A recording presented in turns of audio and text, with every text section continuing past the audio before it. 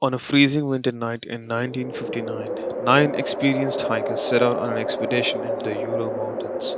They never returned. What rescuers found weeks later was something out of a nightmare. Torn tents, frozen, damaged bodies scattered in the snow, and injuries no human should have survived. What really happened at Dyatlov Pass? Let's explore.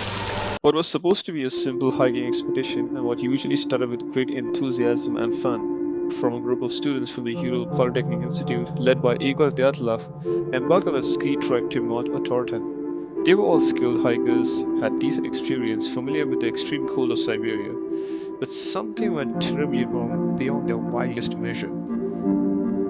So, continuing the expedition, on February 1st, 1959, the group set up camp on the slopes of Kholat Saikar, translated by the local Mamansi people as the Dead Mountain. That night, something terrified them so much that they cut their way out of their own tent and fled into the freezing cold, half dressed, without shoes, completely wandering into the darkness. When rescuers found the campsite weeks later, the scene defied all logic and plausible explanations and theories they had. The tent was found abandoned, with all the belongings inside. A trail of footprints led away, but the hikers were not dressed for the extreme cold. The bodies were discovered scattered across the mountainside, and some of them have suffered horrifying injuries. Two bodies were found under a tree with burns on their hands. Three more lay in the snow, appearing to have died from hypothermia, but the last four were found in a ravine with skull fractures, blunt force trauma, crushed ribs, and even one missing a tongue. These injuries, like straight from a horror movie. So, what are the possible theories as to explain the event that occurred at the Dyatlov Pass? Well, the most official explanation they have deemed is an avalanche, but an avalanche struck the tent, forcing them to flee. But there were no clear avalanche debris and the tent was still partially standing. So, could they have panicked for another reason? Second theory relates to the Soviet military experiments.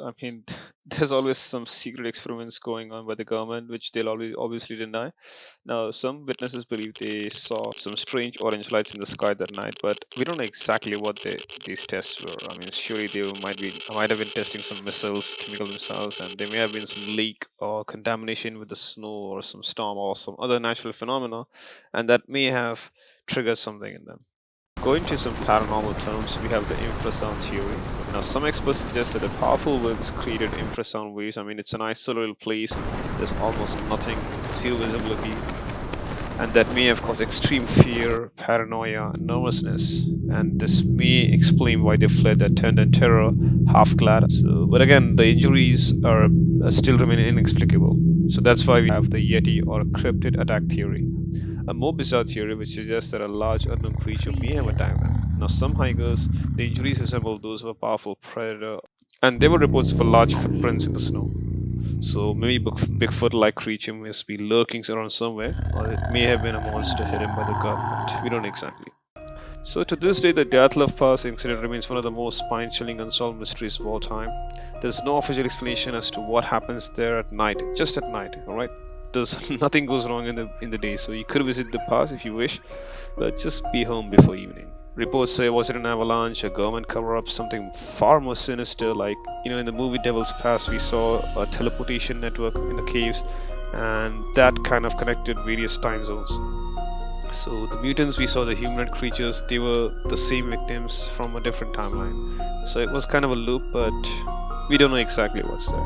But we did saw a series of footprints disappear at some point and reappear again. So there may be something like that, but we don't know what exactly goes there.